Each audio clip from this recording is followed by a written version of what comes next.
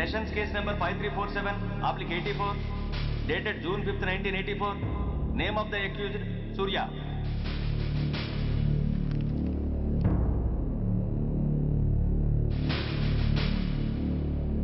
Proceed. Your Honor, ఈ నేరస్తుడిని కఠినంగా శిక్షించండి అని వాదించడానికి కూడా ఒక్క నిమిషం ఆగి అతని వయసును సమీక్షించుకోవాల్సినంత చిన్న వయసులో ఇతను 2 హత్యలు చేశాడంటే మన న్యాయ వ్యవస్థ మొత్తం ఒక్కసారి మళ్లీ ఆలోచించుకోవాల్సిన పరిస్థితి ఏర్పడింది. ఇతనికి జరిగింది అన్యాయమే, కానీ హత్యకు హత్య, హింసకు ప్రతిహింస సమాధానం కాకూడదు. ఇతను చేసిన తప్పుకు తప్పకుండా శిక్ష విధించాల్సిందే. కానీ వేసి ఆ శిక్షలా మాత్రం కాకుండా మొత్తం బాలలోకానికి, రేపటి తరానికి శిక్షణలా అనిపించాలి. It's my sincere request. That's all your honour. బాబు, నువ్వు చెప్పుకోవాల్సింది ఏమైనా ఉందా? ఆ హత్యకు సంబంధించిన అన్ని వివరాలు మాకు తెలిసిన ఎక్స్ మినిస్టర్ ఈ ఊళ్ళో పవర్ఫుల్ పర్సన్ అయిన చౌడప్పకి అగెనిస్ట్ గా సాక్ష్యం చెప్పడానికి ఎవరూ ముందుకు రాకపోయేసరికి కేసు క్లోజ్ చేయాల్సి వచ్చింది. మీలాంటి ధైర్యవంతులు ఊరికి ఒక్కరుంటే చాలు, మా డిపార్ట్మెంట్కి ఎంతో హెల్ప్ అవుతుంది. దేశం కోసం ప్రాణాలు ఇవ్వడానికి సిద్ధపడ్డ సైనికుడిని నేను. మేం కాపాడుతున్న దేశంలో ఇలాంటి కిరాతులు ఉండటానికి వీల్లేదు. ఇదిగోండి కంప్లైంట్, వెంటనే కేసు బుక్ చేయండి. మీరు ఎప్పుడు రమ్మంటే అప్పుడు నేను కోర్టుకు రావడానికి సిద్ధం. Thank you. I appreciate your spirit. Thank you. అవసరమైనప్పుడు కబురు పెడతాను, మీరు తప్పకుండా రావాలి. షూర్.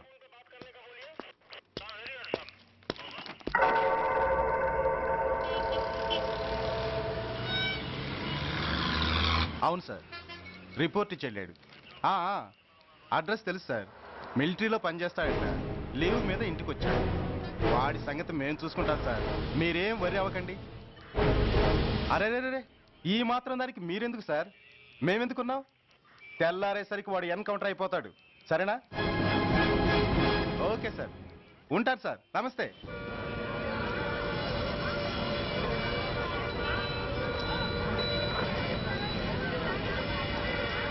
నాన్న, మనం ఈ ఊరోజులు ఎందుకు వెళ్ళిపోతున్నాం?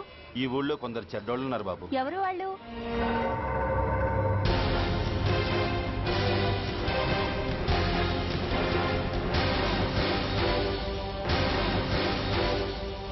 జై జవాన్.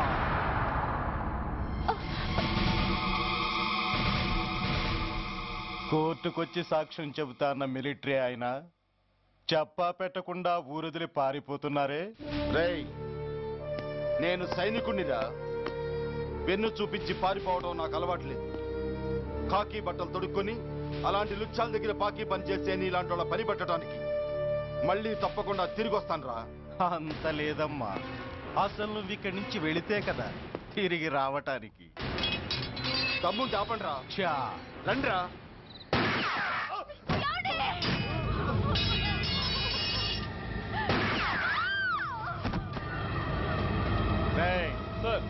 ఆ 2 శవాల్ని బస్సు వెనక టైర్ల కింద పడుకోబెట్టు.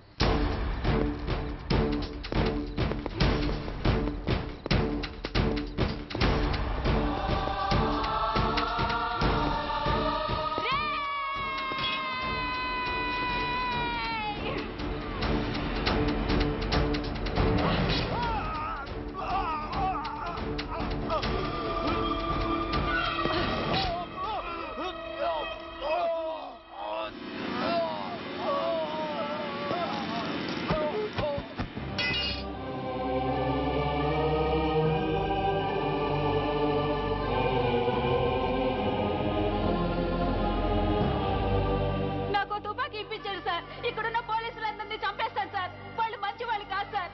మా నాన్న దేశాన్ని కాపాడే సైనికుడు సార్. మా అమ్మని నాన్నని అన్యాయంగా చంపేశారు సార్ ఈ పోలీసులు. అసలు పోలీసు అని కూడా బతకూడదు సార్, బతకూడదు. నాకు తుపాకీ ఇప్పించండి సార్, ఇప్పించండి, ఇప్పించండి.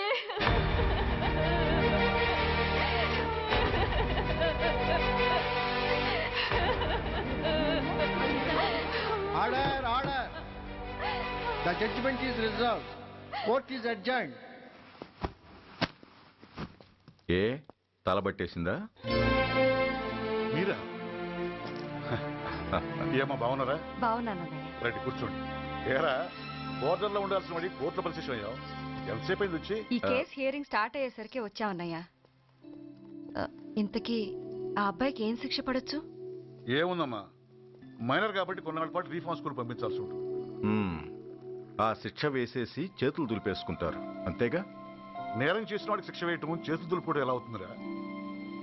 వాడు చేసింది తప్పు కాదని నీ అంతరాత్మకు తెలియదా?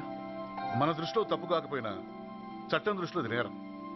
దానికి శిక్ష వేయక తప్పదు. అసలు శిక్ష అనేది ఎందుకురా? మనిషిలో పరివర్తన తేవటానికి. మీరు వేసే శిక్ష వాడిని తప్పు తెలుసుకొనివ్వదు, తప్పుదారిలోకి మళ్ళిస్తుంది. ఏంటో నువ్వనేది? ఆ పసి మనసులో ఎంత ఆవేదన ఆవేశం ఉన్నాయో చూసావు కదా. శిక్షాకాలంలో అవి వాడితో పాటే పెరుగుతాయి తప్ప తరగవు. సమాజం మీద కక్షతో, వ్యవస్థ మీద హేట్రెడ్తో ఓ రెబల్గా సొసైటీలోకి వస్తాడు. దగ్గరకు తీసుకుని ఆదరించేవాళ్ళు లేక మరో క్రిమినల్గా తయారవుతాడు. ఇంతకీ నువ్వు అనేది ఏమిట్రా? మా కన్న కొడుకు ఎలాగూ పోయాడు, వాణ్ణి మేం పెంచుకుంటాం. Yes, we want to adopt him. I appreciate your humanity major Bhargav, but చట్టానికి విచారణ చేయటంలోనూ శిక్ష విధించటంలోనే కాదు, ఆ శిక్షను అమలు చేయటంలో కూడా కొన్ని పరిమితులు ఉంటాయి. శిక్షాకాలం పూర్తి కాకుండా అతన్ని మీకు హ్యాండ్ ఓవర్ చేయటం కష్టం అవుతుంది. ఇంతకీ ఆ కుర్రాడి మీద మీకు ఎందుకంత ఇంట్రెస్ట్?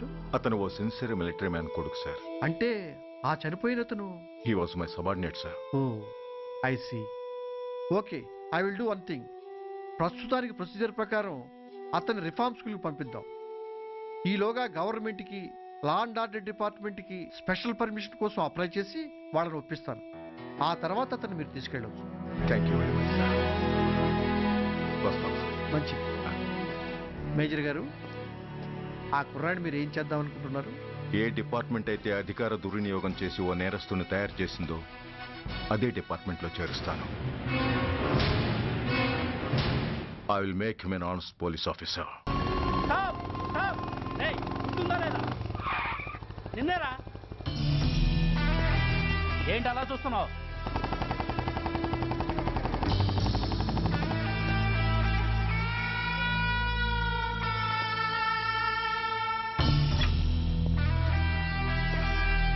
ఏంట్రా, ఏంటి మీదకి వస్తున్నావు?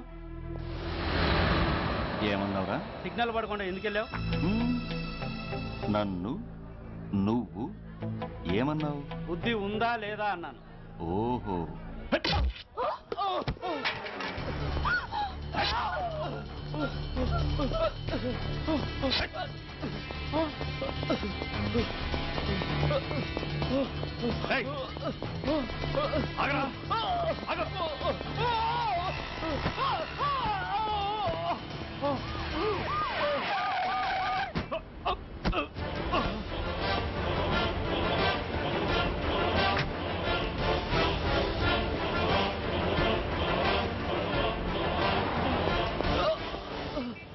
అతని హాస్పిటల్కి తీసుకెళ్ళండి. Drop the knife. కత్తి కింద పడై.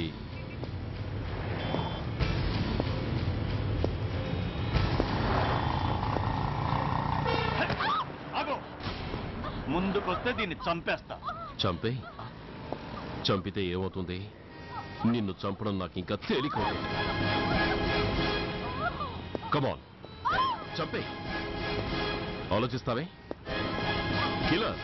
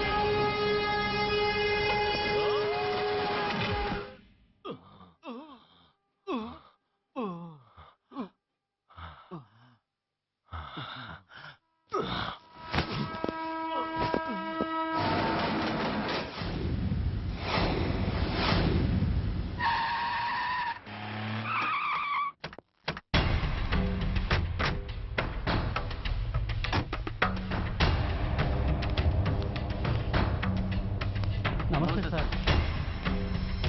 నమస్తే సార్.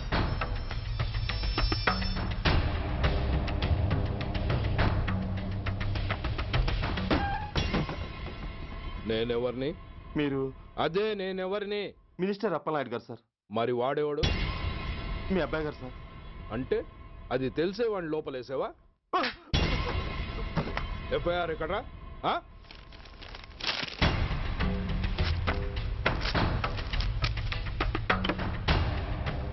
నువ్వే నా రైటర్వి? అవును సార్. ఆ? నీకెన్ని గుండెలుంటే మా వాడి మీద ఎఫ్ఐఆర్ రాస్తారా?